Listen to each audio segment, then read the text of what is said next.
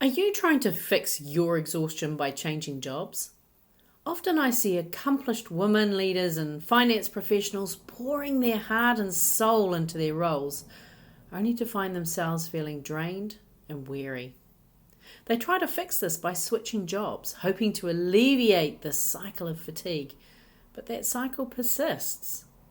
But fortunately, with the right approach, this cycle can be broken, and you don't need to leave your job. Join me and my communication strategist Angelique Binet as we explore strategies to overcome exhaustion effectively. We'll be discussing how combining herbal medicine with leadership coaching can transform how you approach your role, helping you rediscover your true essence and reignite your passion for your career. Let's get started, shall we? Well, hello, all you beautiful people, and welcome to Project Joyful, the podcast for health-centered leaders.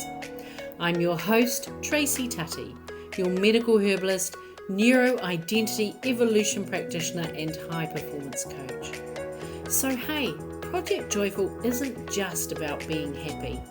It's about consciously creating a life you love. It's about remembering how to reconnect with your soul-centered joy.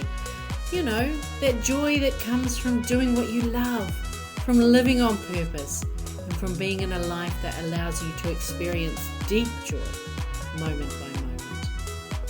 It's also about bringing that joy into your workplace and using your skills as a health-centered leader to heal your team. So let's get started, shall we?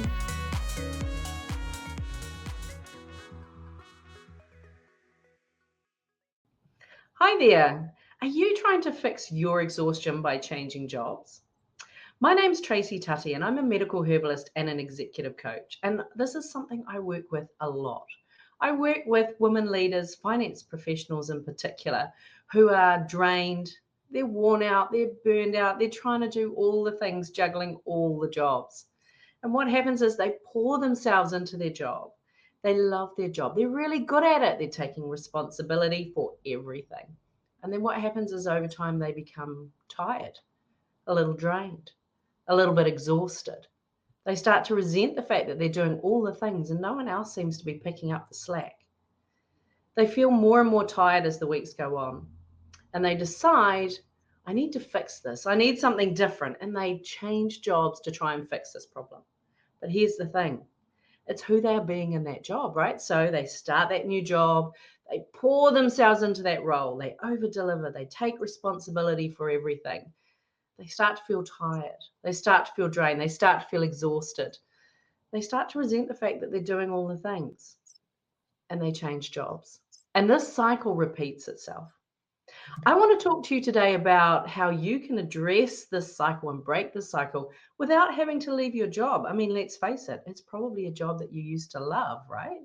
So, I'm going to talk to you about how I work with my clients in terms of helping you to overcome this exhaustion. So, I'm a medical herbalist and an executive coach. And one of the things that I work with is how we can fuel your body, give your body the resources it needs to help you to do that. So today I'm joined by my comms strategist, Angelique Binet, because we always have great conversations. And so we're going to jump on together and have a chat about this. Hey, Angelique, good to see Hello. you. Hello, Tracy. I love our conversation always because I am still half in the workplace, and I love to hear about how you help people navigate. As you said, a job that you love, and suddenly you're exhausted, and you think that if you change, it's going to be better. Yeah. It's basically it's oh no, I was about to say it's like in love. Yeah, well, sometimes it is, right? Love is a journey, just like your favorite role. So tell me, when I was hearing you talking, Tracy, what is the Mm, number one mistake that you see, like even before someone is deciding changing jobs? What is number one yeah. mistake that you see all the time? It's how we approach our work because we're in that role because we're an over deliverer, we're a high performer, we're doing all the things. And we start to feel a little tired. So there's this part of us that starts to feel a little bit behind, a little bit overwhelmed. You know, especially as women leaders, we're trained from a very early age to make sure that everyone around us is all right in order for us to be all right. And that's part of our magic sauce. It's part of what makes women amazing leaders. But what happens is we try to overcompensate for this feeling of tiredness. And so we start to feel overwhelmed, we start to feel a little bit behind. And rather than taking a step back and looking after our body and recovering, we lean more into our role. So that means that we start working later at night, causes a little bit of stress at home. You get that guilt inside because you've missed dinner with the kids again. We start doing that sneaky email catch up on the weekend just so that we can get ahead and so that we don't feel so exhausted the following week. But here's the thing. If you're catching up on your email on the weekend, what you're actually doing is putting yourself right back in that psychological space, which is triggering that fight or flight stress response in the first place. And the thing is, you don't even know you're in that stress response because you've been in it for so long that it's become normal, because your body is amazing at adapting. So that's how it sort of comes about. It's part of that side effect of being a woman leader. That's what I'm seeing anyway. So I would love for you if you could bring maybe a pattern or story among all the clients you've served, even in your own story. How does that look like? I love the examples you just gave. Like, so tell us a little more about how you help women entrepreneurs or leaders or in the corporate world to kind of shift and gear towards more freedom, and how to get back their power into what they love to do originally. Yeah, I love that. And you're right. We're talking about finance leaders today. We're talking about professionals, but it's also if you've got your own business, if you're an entrepreneur, because there is that roller coaster as well. And so I am my first case study. So I was that person where I would pour everything into my role, and I loved my role. I still love my role.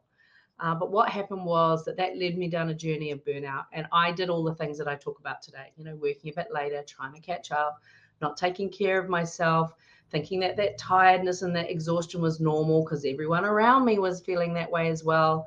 I would use 3 or 4 coffees to get going in the morning, a couple of wines to wind down at night. And so this cycle continued. Now, what happened with me was I'm a medical herbalist as well as a high performance leadership coach.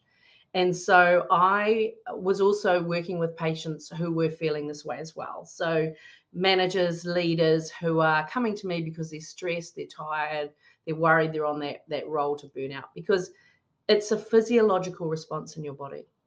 So by using the herbal medicine, evidence-based, science-based Western herbal medicine, what we're able to do is give your body the resources it needs to recover. So recover from the depletion, recover from that burning through that adrenaline and that cortisol and the systemic inflammatory response that it's creating in your body, and all of the side effects that come from that long-term inflammatory response. A lot of our modern day illnesses are in fact inflammatory diseases, and there's more and more research coming out that talks about the importance of getting that inflammatory cascade under control. So I was working with patients and using herbal medicine, they were feeling better within themselves. They were getting more energy, that inflammatory response was going around, the other health conditions that were showing up in their body were starting to get a little bit more manageable. What I noticed was that by working with my patients with herbal medicine, they were getting the in the moment corrections in their body, if you like, but the behavior wasn't changing. So, the way that we're behaving in a role, the way that we're being in a role is still triggering that physiological cascade. And so I started approaching it from the other way, because by this stage, in order to be a better manager, I had trained as a high performance coach, as an executive leader, a lot of leadership training, and more recently, neuro-identity evolution training as well, which is a game changer. And so what I noticed was that by helping my clients, my coaching clients, to alter the behavior, the approach to work, the way they are being as a person, and it's not about fixing you because you're not broken. It's about stepping back and getting back in connection with the true essence of who you are. So you become the woman that actually doesn't need to be a people pleaser. You become the woman that doesn't need everyone else around you to be okay in order for you to be okay. And by allowing your true essence to come through, you become a more elevated leader. You become the calmest person in the room and your team responds to that. So I had these two aspects coming towards it. And the missing piece of that puzzle was that bridge where I'm bringing together the herbal medicine and the neuro-identity evolution training alongside the corporate leadership coaching. Because what that does is it means we can use herbal medicine to give your body the resources that it needs, because your body knows how to heal itself. My job as a herbalist is just to connect you with the herbs that your body's already searching for, grounded in research, grounded in science. But at the end of the day, it's about you as a person. And then we combine that with upgrading our leadership with leadership tools, becoming clearer on who we are, what we stand for, and what we want this life to be about through this neuro-identity evolution. And something magical happens because you're giving the body the resources that she needs to heal herself. So you're getting your energy back, and change requires energy. You're also looking at who you are, what you stand for, and what you actually want from this life, and the adaptive behaviors that are getting in the way of that. You start to peel that away and you become that woman who is approaching her role in a completely different way. I've noticed it in my life. The people I work with have noticed it. And more importantly, my clients have noticed it as well. It really is that magic intersection, Angelique. Yes, and then when you do that work, you can really know if you want to still change jobs or not. Once you Absolutely. Yeah, absolutely. I mean, changing jobs might be the solution, right? You might be ready for a new adventure, and that's great. But when we're changing jobs, what matters is that we understand why we're changing the job and what we want to step into. Because the other thing is that, those we tend to attract those jobs that are going to give us the experiences that help us to live out our behaviors. So if you haven't addressed the behaviors that are causing the burnout, the only jobs that you're going to see, the only jobs that you're going to be available for are those jobs that are helping you to do the same thing, which is that physiological cascade that's causing an inflammatory response in your body. It's causing that low level hum of agitation. It's causing that stress and that exhaustion. And so what can also happen is, well, two things can happen, right? You fall back in love with your job because you've become that elevated leader and you're approaching that job from a new perspective. Great. You may also find from this new place that actually you're ready for a new adventure. But now you're clear on the organization's values that match yours. You're clear on the type of job that you want, and you're clear on how amazing you are as a leader. So imagine bringing that into an interview and what happens in relation to choosing that job that is the match for your energetic essence, just as you are right now. Great question. I love this. Okay, so how do we reach out to you, Tracy? Let us know. I'm going to let you explain the easiest way to reach out to you, to have a conversation. Yeah, thank you. So I think, as you can guess, I love talking about this stuff and I love helping people, because by helping leaders to heal themselves, they can heal their teams, and heal teams heal families. So we're talking about a change that is widespread. So if you want to continue this conversation with me, there's a link around this video right now. And what it does is it takes you to a really quick questionnaire. And at the end of that questionnaire, it will take you to my calendar so you can book some time and we can have a chat. And I'd love, love, love to talk to you about it. Awesome. Thank you so much, Tracy. And see you on the other side. Anything you want to add before we wrap up? I just want to remind you that you're an amazing leader. And you know how I know that? Because you've stayed with us to the end and you're listening to this. So I just want to cheer you on. See you later. Bye. Hey, thanks for listening to today's podcast. Can I ask you a favor? If our conversation spoke to you today, could you please take a moment to leave a 5-star review? Your review will help people discover this podcast, and together we can create a world where there's even more love and more laughter. And if you want to hear more from the Project Joyful podcast, just click the subscribe button. Bye for now.